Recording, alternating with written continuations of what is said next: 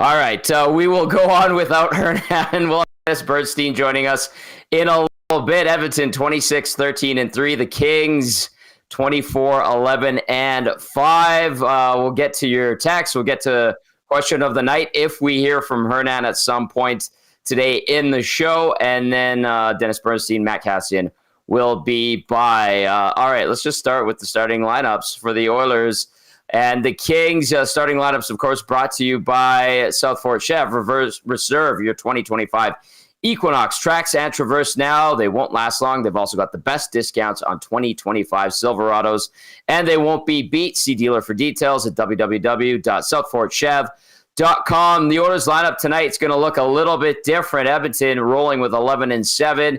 Connor McDavid between Ryan Nugent-Hopkins and Connor Brown. Leon Draisaitl centering Vasily Podkolzin and Victor Arvidsson. Adam Henrique between Matthias Janmark and Zach Hyman. Here's where it gets interesting.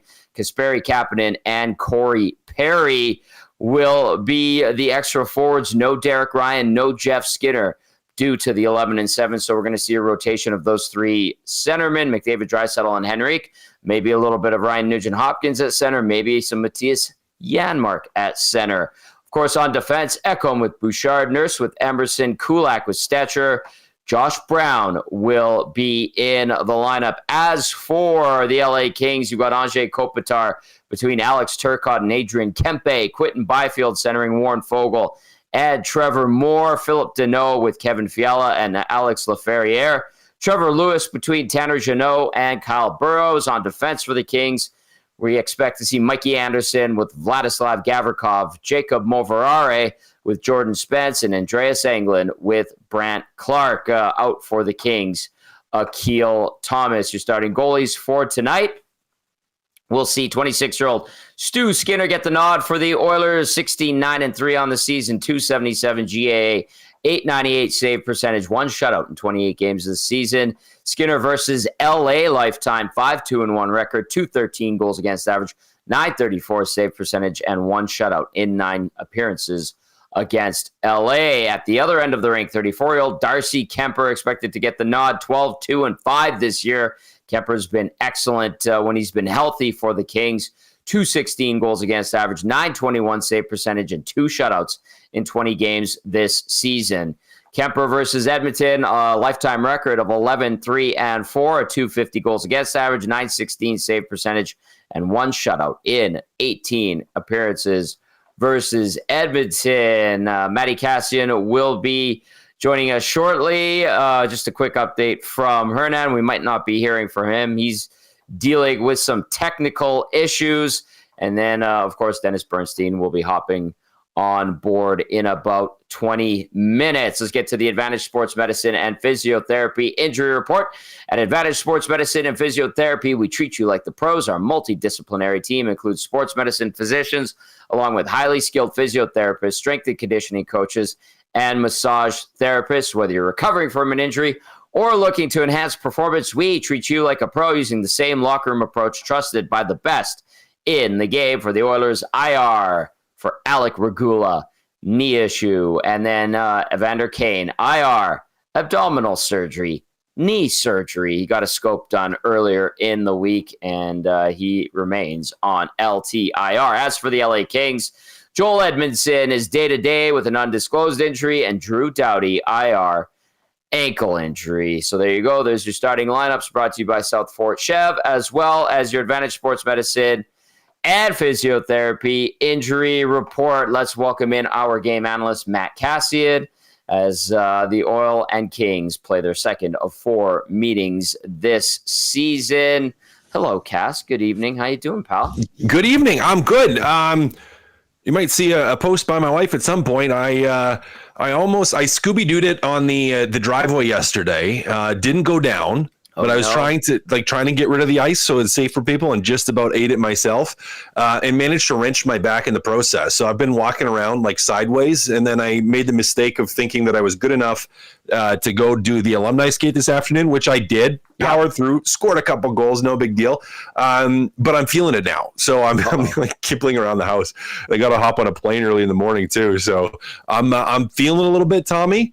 But you know what? You just got to power through these things sometimes. So outside of that, I'm good. Going to be an exciting one tonight. A big old game for both the LA Kings and the Edmonton Oilers here. Lot on the line, Tom. A lot on the line. Absolutely a lot on the line.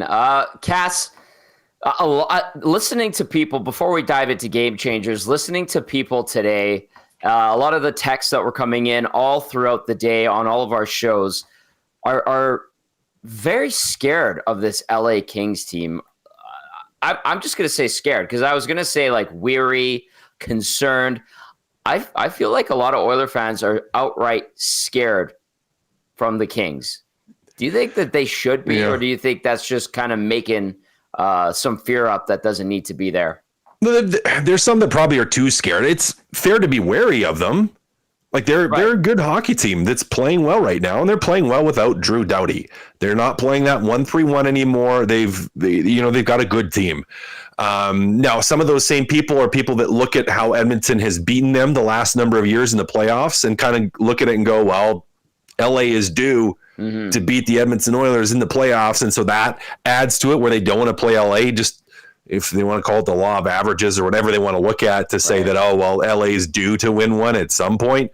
And so I understand it. I'm not terrified of the LA Kings. The Vegas Golden Knights, to me, are a much more difficult team to beat than the LA Kings. Right. But LA is a good team. And so, I'm not terrified either heading into this one. I mean, we saw how both teams played not too long ago coming out of the Christmas break, where it was a good game, or at least a back and forth game, pretty sloppy.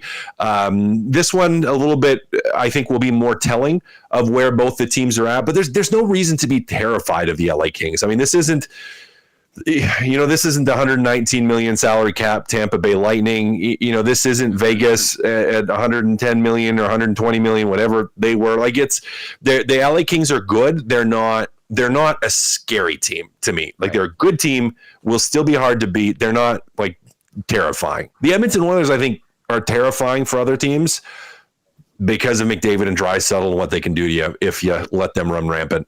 Well, it was the Kings that got the win coming out of the break on the 28th of December in LA, 4-3. Talking to Matthias Ekholm, he emphasized that they were coming out of the break and they were a bit sloppy. And like Chief Andy said, the Kings are no Ducks. And then the next day, the Oilers went in and played a stinker at the Pond in Anaheim. It is Connor McDavid's birthday, Cass. Do we expect to see anything extraordinary from him, even though he usually provides something extraordinary? Because lately he's been somewhat pedestrian, somewhat being the key word there. Yeah, I mean, as pedestrian as someone like Connor McDavid can be, maybe he's been pedestrian, but, well, he's pedestrian. Leon Draisaitl has been on an absolute tear, and really it's like how much more do you need in some ways? Yeah, I mean, I expect that he's going to have at least $28 up on the board tonight for money on the board for his 28th birthday. At least $28. That's got to be up there. And I mean, look, different guys treat birthdays differently, and I'm not sure. He strikes me as one that's like not going to make a big deal out of it. Right. Like he's not going to over celebrate or do the crazy thing. Where there's some guys, and I know you know them. You probably are one of them yourself, where it's like, your birthday is a big deal. It's like you're treating yourself on your birthday. You expect mom to make you a really good meal. Like you expect Reno to be nice to you for once. No, Reno's nice all the time. But wow, I'm getting deja vu here. Yeah.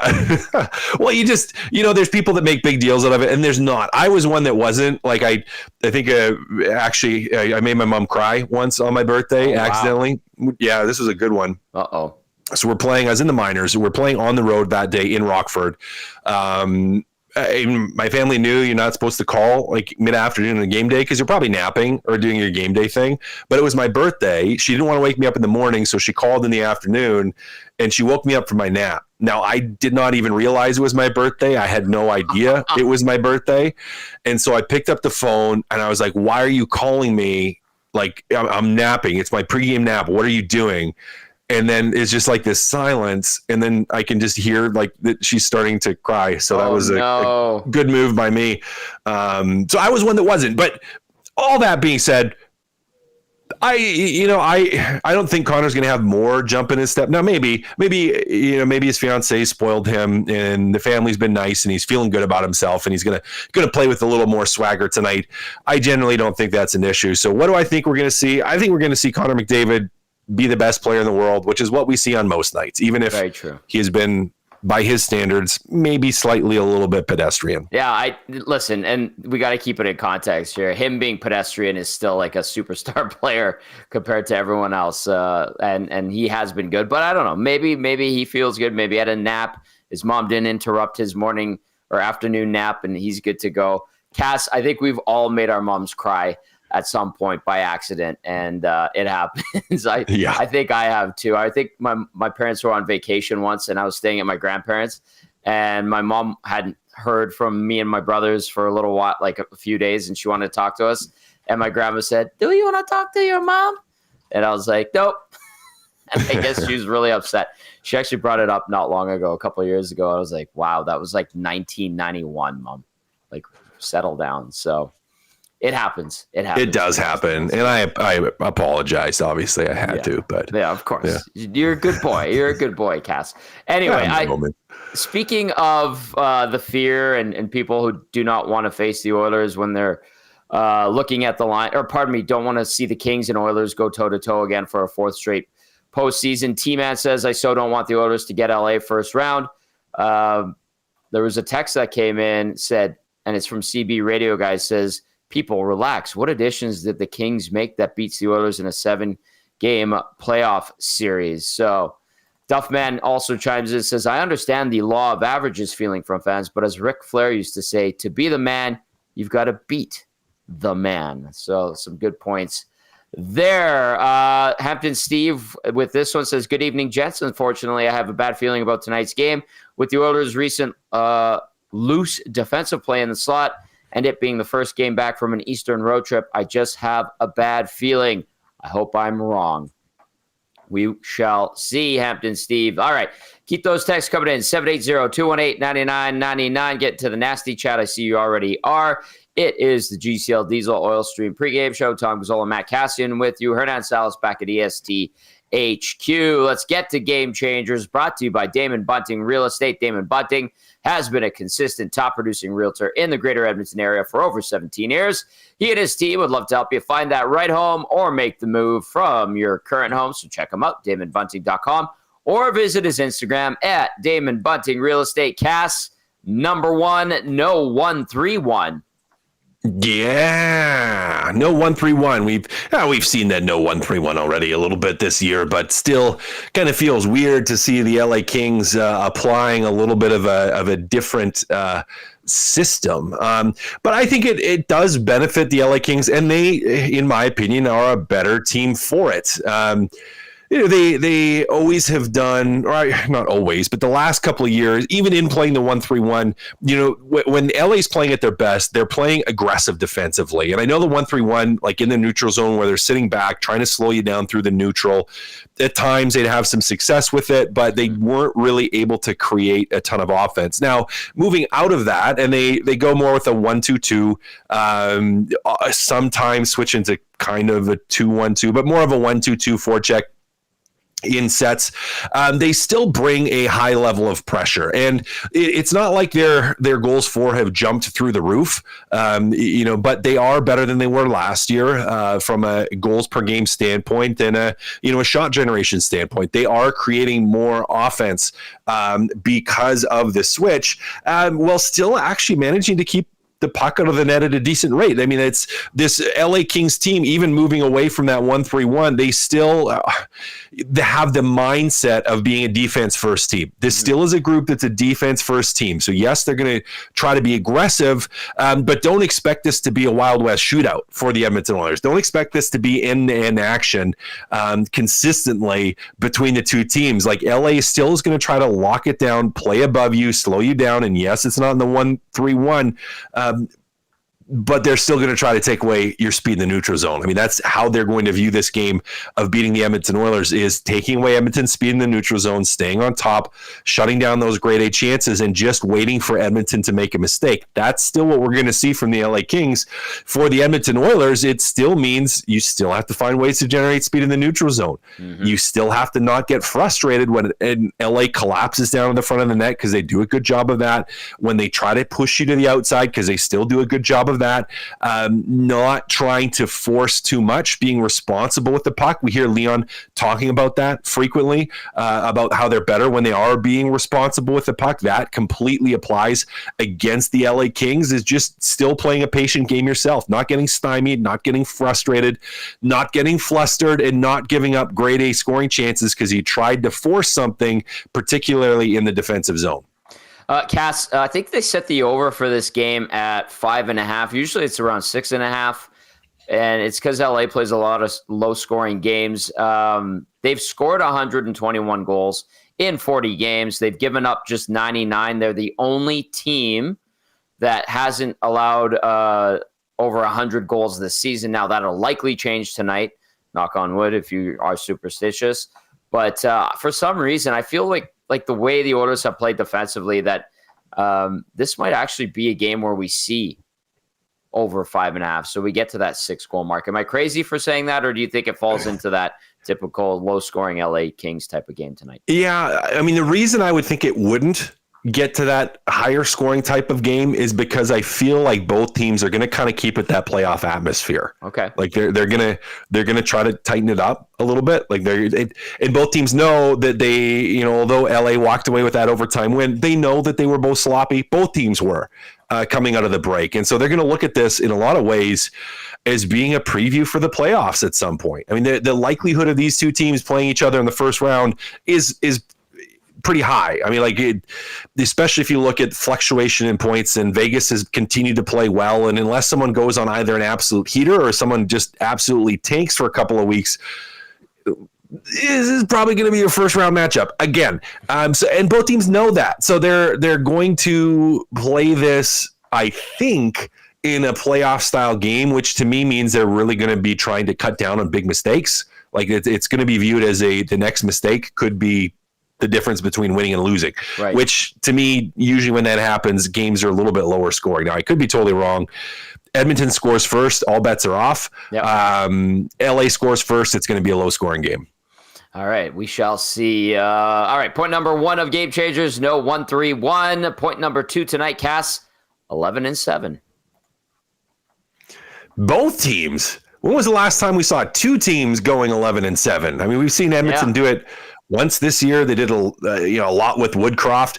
LA has been doing it quite frequently, but a little bit odd that we're seeing two teams that are going 11-7 now. The Edmonton Oilers, bringing up Brown, maybe having a little bit more size for what could potentially, possibly, maybe be a more physical game against the LA Kings. They want to at least have the option for that. Derek Ryan, who struggled last game, he didn't have a great game, comes out of the lineup. Skinner stays out of the lineup. Mm-hmm. So a little bit of a different look here for the Edmonton Oilers. Now, maybe part of that too is you're trying to look at this to go, hey, we can rotate McDavid and Draisaitl through, maybe give him a look with a couple of different guys, try to create some offense against the third line and fourth line of the LA Kings, but a different look for them. And for the LA Kings, they've done really well with this too. It is a defensive group that doesn't have Drew Doughty, but they play a really solid team defense. They don't have the absolute stud without Doughty there, but they have a group that's a by committee group. And for them, I'm sure they're saying, hey, we have an extra body here against McDavid. We can keep everybody fresh. We can see who's on their game, who's having a night, who's bringing their A+ versus their B or B-, and let's give that guy a little bit more ice time. So a little bit of a unique look between both teams. I'm going with the 11-7 again. I can't remember the last time we saw two teams both do that, but going to see it tonight. Yeah, it'll be interesting to see how that works out, and we'll see what the rotation is like for the Oilers up front, and then how much Josh Brown is incorporated in. All right, it is Game Changers, brought to you by Damon Bunting Remax. Or pardon me, not Damon Bunting Remax Lead. It's Damon Bunting Real Estate, now with the agency. Point number 1 was no 1-3-1. Point number 2, 11-7. All right, no more numbers on point number 3, just intensity, Cass. Yeah. Intensity. Listen, that's going to be the name of the game today, is bring that urgency, bring that intensity, bring that playoff-like mindset. We talked about how it could get there. I'm hoping it gets there. I'm hoping that's the type of game we see, because that'll give us the best gauge of where these two teams are at and where they're at against each other. Is, can they bring that playoff fire for the Edmonton Oilers? Is your game going to be at that level, especially coming back after a road trip? You were gone for a while. You just got home. There was a good amount of travel. You got to sleep in your own bed, have some home cooked food, or skip the dishes, whatever it is that people order. But you were eating in your house at your own table and sleeping in your own bed. I don't think, and there shouldn't be an inclination to just kind of shut off and relax for this game. Right. It should be the opposite. But I just really want to see that intensity today, Tom. As I said, a good barometer game, and I'm sure, and I know we throw that around the media, but it does get talked about in the rooms where, like, this is a measuring stick. This game's important. We got to see where we're at. We got to see where they're at. We got to prove to ourselves and to them and to everybody that, hey, if we end up against them in the first round, we're going to stomp on them. We're going to beat them. There is no chance that they beat us. They can't beat us in a 7-game series. And that mindset or that approach, you have an opportunity to enforce that tonight. Cass, I'm going to throw a question from a listener into you. It's from Jeffy, comes via the inbox, 780-218-9999. Jeffy says, I actually view this as an 11-6 lineup, and you only put Brown out if you absolutely need toughness. Is that fair? Cass, that could be fair. You're going to try to spot duty Brown, right? Like where you're going to watch for matchups with that. I don't think you want him out there against the Fiala line, for example, if you can avoid it. So, yeah, his minutes, it wouldn't be shocking to me if he plays somewhere in the neighborhood of 10 minutes, 9 minutes, 10 minutes. Like, I don't think he's going to play that much. Right. Maybe even less. So, again, that's one of the unique things about going 11-7 is, like, you have that option with Brown, but I don't think you're going to lean on it that heavily. I mean, we'll have to see. Depends how he's playing. Depends how Edmonton's playing, depends how the rest of the defensemen are playing, because if Stetcher's having a brutal night and he's struggling, well, guess what? Brown's going to be the guy that gets a few more minutes in that. So yeah, it's going to depend on how everyone is out of the gate and what exactly we see from the LA Kings. Okay, one last one for you, Cass, is from Cal in the Park, who says, hey, Cass, I have another one for you for Game Changers. Show up on time, actually play a first period. And I talked to Matthias Ekholm. That interview is available in the Nasty Club. It's an exclusive. And I asked him about that. He didn't seem too put off by the starts in the last 2 games. He only mentioned the Pittsburgh one and didn't say anything about the Chicago one. Cass, what would you say to the first periods that we've seen the last couple of games here? Yeah, well, I feel like we've talked about it so much. That's why I didn't make it a game changer, but it absolutely could have been. I think, that's a great text in because the last 2 first periods haven't been very good. Now, Chicago wasn't as bad. They still end up down, but it wasn't as bad. The Pittsburgh one was just atrocious. But yeah, the start on time would be a big one. That's hugely important tonight. So if we're going with a 3B for Game Changers, let's tack it on there. Absolutely. Start on time. Cass, I just want to get finally your thoughts on Evander Kane being out for even more time and going through a knee scope, because I don't think we've had a chance to really break it down on the pregame show yet since the news came down. What do you make of all of this, and how do you look at the timeline, and what do the Oilers do with that money if they have that cap space? Well, cap space, you just said it. That's the first thing that comes to my mind is cap space. I don't know if he's going to be ready for playoffs. I don't know if he is ready for playoffs. If you're going to want a guy that's missed the entire season, that's not, he's not 24, he's not 23. Don't know if you're going to want to throw him right in there. Now, maybe you do. Maybe he's good to go and he can be an impact player and step in right away. You're going to have to evaluate that as a team. But for now, you're looking at this going like, we got some cap space. Now, unfortunate, if you would have known you had it, you probably signed Broberg, but you didn't. And so now you're going to look to use that cap space, most likely on a defenseman, if you can. I mean, how much would I love Provorov? I would love Provorov. I don't think that trade happens. I don't think Columbus moves him.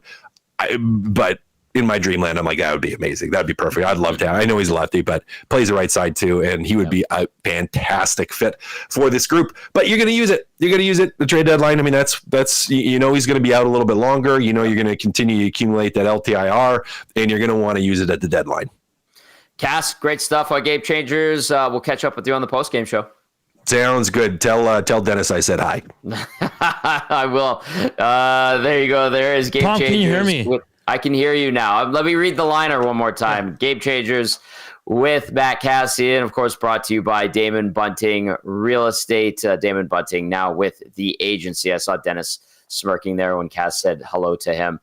Hernan, did you get everything figured out? What happened, man? Yeah, sorry about that. It's just our Roadcaster mics were turned off. I had to delete the Roadcaster mic and then bring it in as a separate piece once again. Thanks to Zach for calling in from his car, hearing that we were having issues. But again, Tommy, learning on the fly here, something new pops up at least once a week. And I'll be better for it. Sorry about that awkward start. We'll clean that up. But that's why the music and I wasn't coming through, because the mics were completely out at that moment. But seems like we've fixed the problem. So sorry to the Nazis out there and to you, Tom, because you were just kind of didn't know what was going on. So, I was just waiting. I was like, we're not starting until we figure this out. Yeah.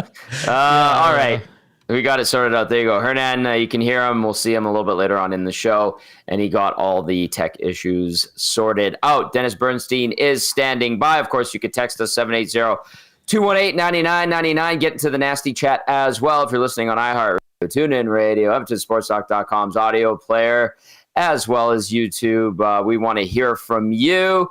All right, let's bring him in. Dennis Bernstein from the fourth period, our LA Kings insider. I didn't realize that I'm cutting into the Rams game being played on hallowed turf where the Arizona Cardinals play. Yeah, and it's going well for them, that NFC West turf that they know so well and have smoked the Cardinals on many a time, DB. So there you go. How you doing, Dennis? I know things are kind of hairy in LA right now, and I know you had to rush back from Montreal. Pegs was saying that on Hello Hockey. You were there and you had to go back to LA. Are you doing all right? Is everything okay on your end? There's been so much destruction and devastation here. Just to let people know my situation, we're about 15 kilometers from the top of the Palisade Fire. And, we talk about heroes in hockey and, how great players that will live.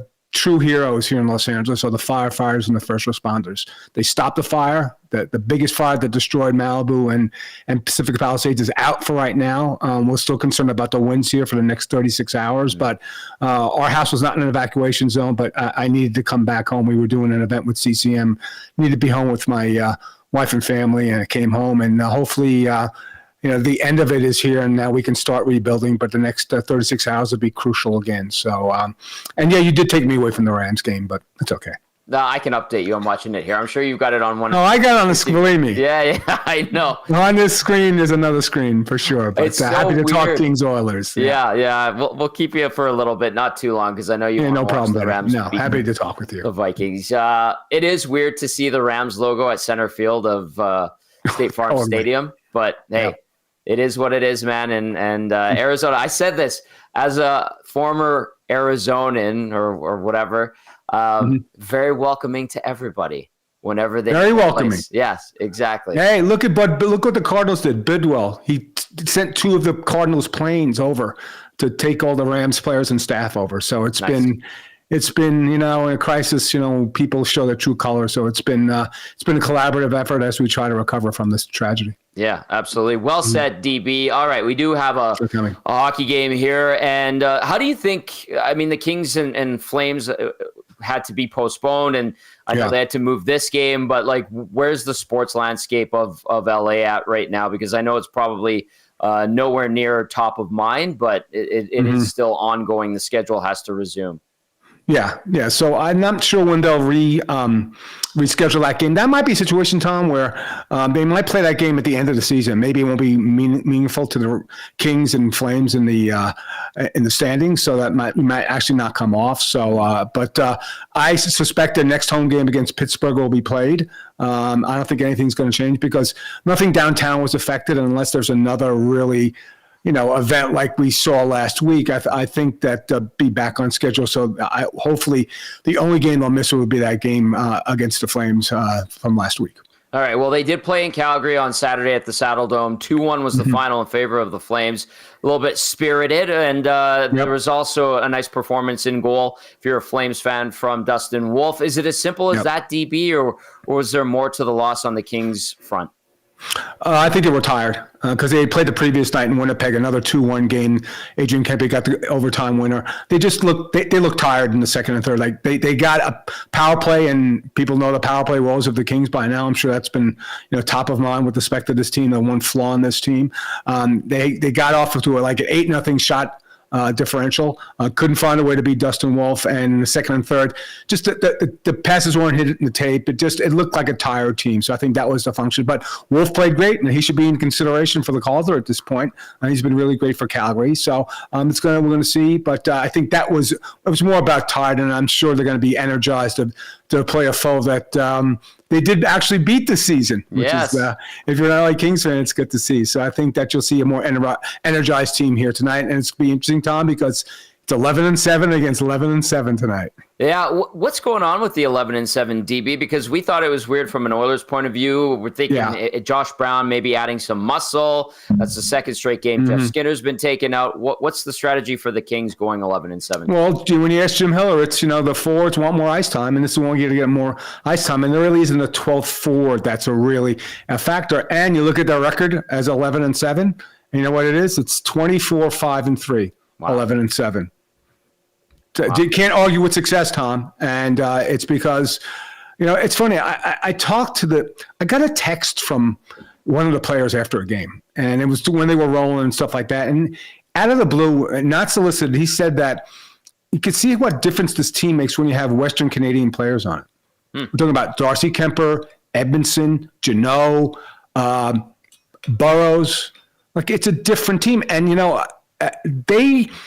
know what happened last year, in the last couple of years in the playoffs, Tom? The Kings got bullied by the Oilers. Right. And now when you look at the narrative of game one in this season series, the Kings actually bullied the Oilers. So the team that might show up and Tom, I'll always say this, I already made my reservations for the JW in late April. Because it's going to be round 4, without question. But it's a different type of team. There's more resolve. It's a tougher team. People rip the Edmondson signing when he signed it. He's been stable. I think he's a +16. He's iffy tonight because he had a tough fall last week here during the game. It's a different type of team, Tom. I'm not sure they can beat the Oilers still because they still have to figure out the power play. I'm really eager to see what the special teams do. But this is a different type of team, and 11-7. And I'll give you an example of how together this team is. Kyle Burrows plays 8 minutes a night. He is universally loved in that room. His personnel, again, a Western Canadian, he's from Vancouver. For a guy who rarely plays, he's an integral part of that room. Like, guys who I would never like. I talked to a couple guys. I talked to Trevor Moore. I go, what about Burr? I couldn't even finish it. He goes, Burr's the best. He's great. We love him. It's this team is more together. So it's going to be a different type of mentality if they do play a fourth time in the playoffs. But again, when you score 14 power play goals and the only other team has less power play goals is the Islanders, that's an area that I'm not sure can be fixed, but does need to be fixed. Dennis Bernstein joining us from the fourth period as we get you set for the Oilers and the Kings. DB, if you talk to people around here, they, do not want to see the Kings in the playoffs ever again, probably. And then B, if the Oilers and Kings go toe-to-toe again this spring, people here think that the law of averages, the Kings are going to knock off Edmonton. And I'm trying to tell people, it's like, no, like the Oilers are still the quote-unquote better team, but you can't convince some people around here. And I said at the start of the show, like it seems like there's a fear of the LA Kings around Edmonton. Do you think that that's a bit of a surprise when you hear that? No, I think they have a point, Tom, with respect to, look, the last 3 seasons they played in the playoffs, 7 games, 6 games, 5 games. Yep. And it's been a progressive with respect to the Oilers. Well, it's the Oilers that played, game 7 against Florida. Yeah, they'll beat it. But it's more like a 7-game series than a 5-game series between these two. I think it would be a more competitive series. I would still favor the Oilers because based on their special teams alone, and Leon's otherworldly with respect to goal scoring, so I'd give them a favor. But I'll say this. If this is the Darcy Kemper that's going to play in the playoffs, They got a legit shot to beat the Oilers. The defense has been great. And the key to the goaltending, I know Rittich's numbers haven't been as good. The key has been they've been getting saves early in games. Okay. And they play a ton of 1-goal games. I think they've lost 2 1-goal games in regulations out of 14. They play a ton of close games. They get saves early. Right now, Kemper's a better option than Talbot was last year in the playoffs. So, well, I think if you had to handicap it, and it depends who had out home ice advantage, you'd still slightly favor the Oilers, but I think it would be a far more competitive series, more like you won C2-3 seasons ago than the one last season, which really wasn't competitive. Kemper 12-2-5 on the year. Just unbelievable. 2 regulation losses all season long. DB, how close is Drew Doughty, and how much of an impact is he expected to make after missing essentially all of the season, including most of training camp, because that was the first game of preseason where he got hurt, right?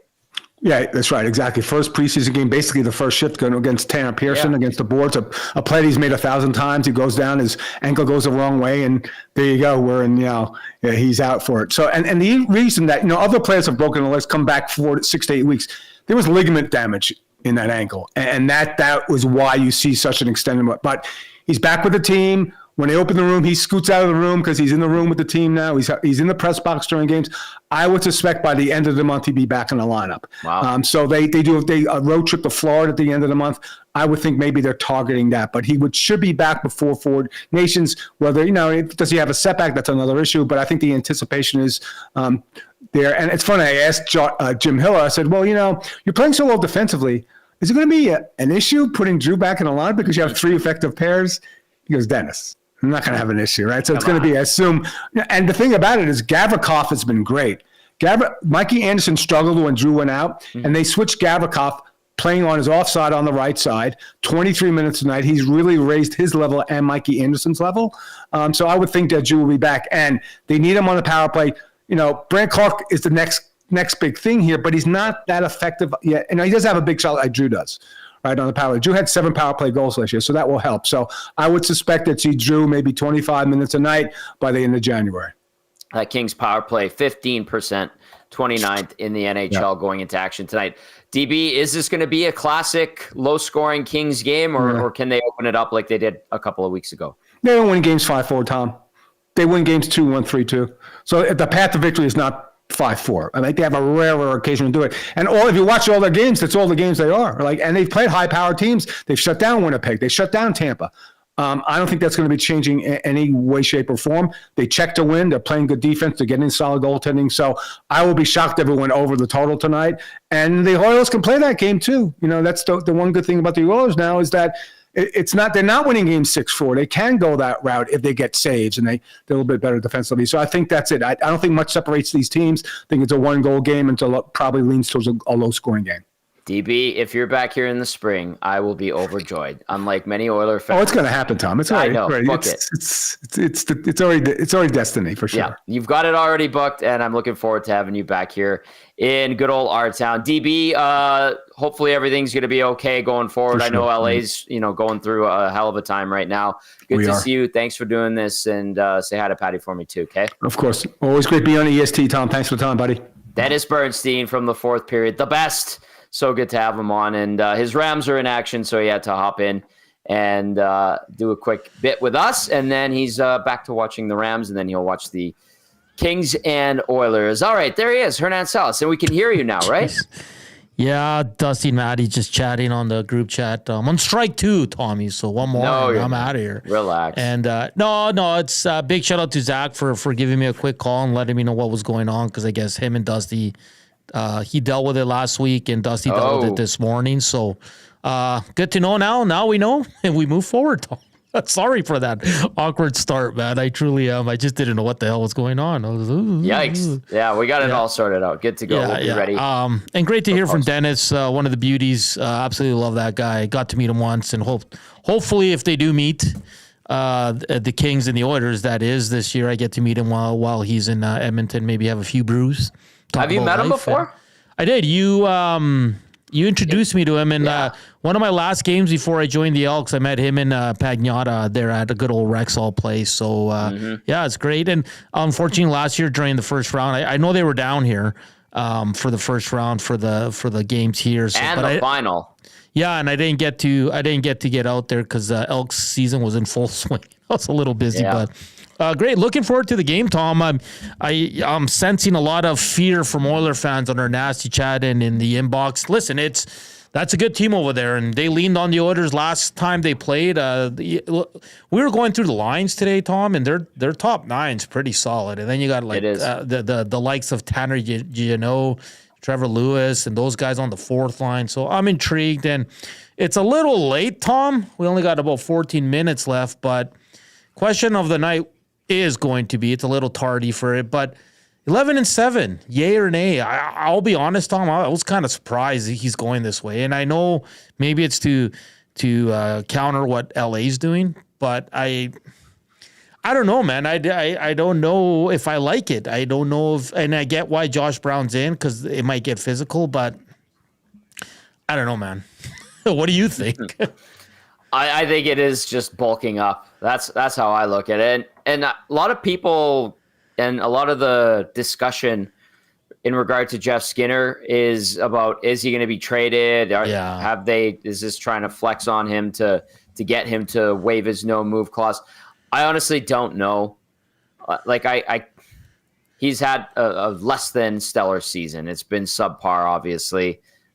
He hasn't won over the trust of the coaching staff. We talked about it pretty much all season, but I honestly think this is just getting some more meat into the lineup, and this is one way to do it, is put Josh Brown in. I think he'll probably play like 8 minutes. And if the big boys that are the forwards for the Kings start to get a little bit rougher and bully the Oilers, then I think we're going to see more Josh Brown. And I think it was Ro Nelson. I saw it in the nasty chat. Ro Nelson said the Kings body checks versus the Oilers stick checks tonight. And kind of has a point, to be honest with you. And let's be clear, Tom, because on the afternoon show, we were people were like, how can Jeff Skinner be out? It's not Josh Brown for Jeff Skinner. It's Josh Brown for Derek Ryan. Jeff Skinner was already in the press box, right? That's right. So this is not a case where he's being taken out of the lineup. He's been out of the lineup since the last game. So, I don't know how I feel about it. I mean, Josh Brown, sure, he's going to get his 8 minutes, Tom, but, is he going to make an impact in this game? Obviously, you're going to see a lot of 97 and 29. I'm just intrigued by it because he's come out and said it. That's Coach Knobloch, and said, I don't like 11-7.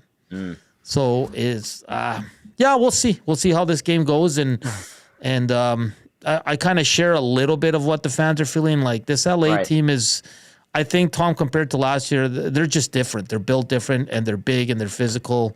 And they got a lot of guys going right now. So it's going to be an interesting one for the Oil. I have a feeling we're going to have an interesting post-game show. Bring it on. I love interesting post-game shows on a Monday in January. Question of the night. Text us 780-218-9999. Get to the nasty chat. 11-7, as Hernan put it. Yay or nay? What say you? We'll read those. We have a few minutes left. Zach Dooley from the Kings website putting it out there. Officially the lineup tonight: Kopitar between Turcotte and Kempe, Byfield with Fogle and Moore, Deneau between Fiala and Laferriere, Jeannot and Lewis are your extra forwards, and then the 7D man: Anderson paired up with Gavrikov, Edmondson with Clark, Moverare with Spence, and then Kyle Burrows is the 7D man. Darcy Kemper starts in goal for the Edmonton Oilers. Of course, they are going 11-7 as well tonight. McDavid with Nugent Hopkins and Brown, Draisaitl with Podkolzin and Arvidsson, Henrique between Janmark and Hyman, Kapanen and Perry are your extras.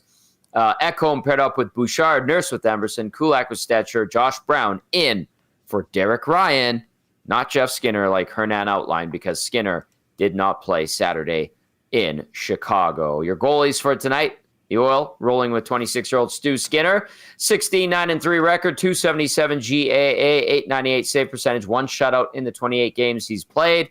And Skinner versus the Kings, 5-2-1 record lifetime, 213 goals against average, 934 save percentage, and one shutout in those 9 appearances versus LA.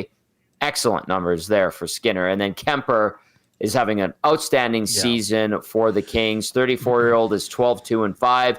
216 GAA, 921 save percentage, 2 shutouts in the 20 games he has played this season. He's been nicked up a couple of times. Kemper versus Edmonton, his record is very good as well.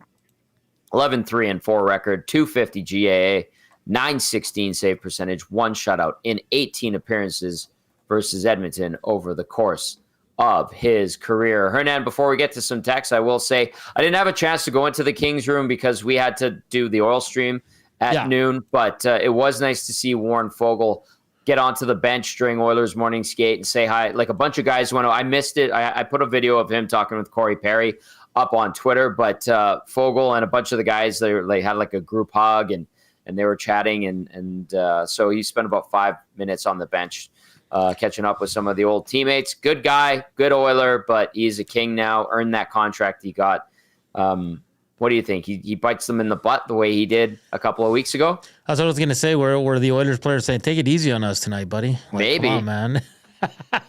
Yeah, listen, good on Warren Foegele. I didn't think he'd produced on the top 6 in LA. He has, so good on him. And that line is pretty damn good. And now it's a change, right? Because they get Trevor Moore back, and he's going to slide into that slot, a guy who has a lot of success against the Oilers as well. And then you look at that, their line, like Laferriere with Deneau, and I can't remember who's on the left side, but it's just, Kevin Fiala. Very good top 9. I mean, top 11 right now, if you want to say it. So, but good for Warren Foegele. He's kind of found his groove there. He's scoring and producing at a higher rate than he did here in Edmonton, Tom. But yeah, you're never going to hate on a guy like that. He always put in an honest effort for the Oilers. He showed up in the playoffs there. There was a few games MIA, sure, but he was a good soldier for Edmonton. They definitely won that trade, Tom. That goes without saying. And then he got offered way more money in LA, and he took it, and good on him. He's a team that's going to compete with Edmonton for years to come. So it's going to be a good battle, and we'll see if they can contain Mr. Foegele tonight, Tom. Can the Kings contain Mr. Arvidsson tonight? Ooh. Hey-oh. Yeah, I mean, Tom, if I would have told you that Warren Foegele would be outpacing Arvidsson, what would you say to me back in July? Is Arvidsson hurt? Oh, okay. Yeah, that's fair. That's the first thing I would say. And the answer is yes.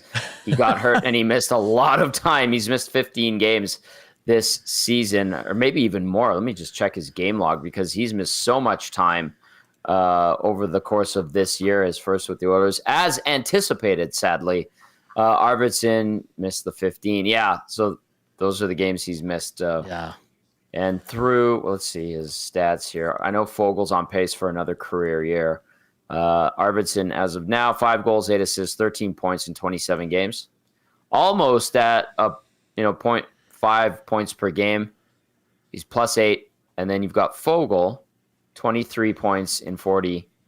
So he's ahead of that pace for sure. And his actually +19.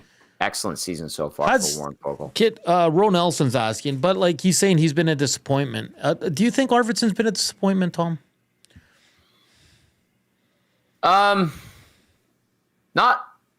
No, but I understand where that comes from. That sentiment.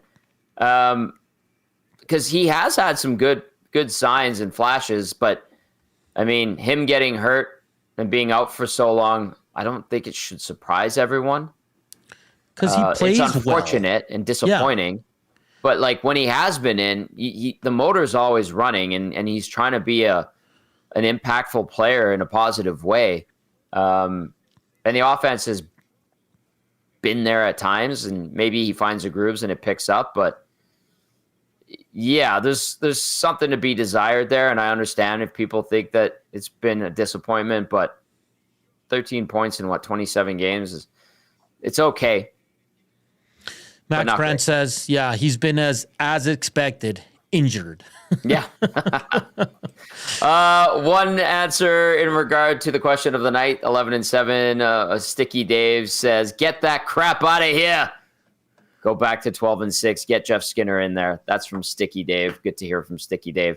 It's been a little while. All right, final thoughts from you, Hernan, because we didn't really get to hear much from you because you're sorting out the tech issues. Again, apologies for the technical difficulties at the start. They should be hammered. They are hammered out, so we should be good for postgame. Yeah, Tom, looking forward to this game. Division rival, and I say rival, and I think it is. I think they've almost become a bigger rival than Calgary right now. I still think Vancouver is their biggest, especially after that 7-game series. But it's going to be a good one, man. I like watching this LA team now that they're out of that 1-3-1 phase and they're playing some offensive hockey. I like the size on this team. Their defense is good. Goaltending's solid. So it's a good test for the Edmonton Oilers who, Tom, in their next 4 or 5, they're all big tests because they're playing some top-notch teams here, starting tonight with LA, a quick 1-game homestand, and then back on the road. So excited. I don't know which way because I think both teams are pretty damn even, Tom. And we saw it in the first game, overtime, and LA was able to win that one. So I'm expecting kind of the same, man. Just a tough game, a lot of physicality, and I think it's going to be a 1-goal game. I just don't know which way to go just yet. Ooh. The start of a big week, and it is the LA Kings here in Edmonton. We'll see how it goes. Edmonton then goes to Minnesota and Colorado for Wednesday and Thursday night and wraps up a 3-game road trip Saturday evening in Vancouver. We'll be live on location for that game on Thursday against the Avalanche. 30 start. We will be at Boston Pizza Westgate. Tony was giving out the prizes. It was a lot of fun. Come and join us. Tonight, the Oilers and the Kings. A big thank you to Dennis Bernstein and for Matt Kassian and Hernan Salas. I'm Doug Gazzola saying thanks for listening. Thank you for watching. Enjoy the game. We'll see you on the post-game show. Ciao for now.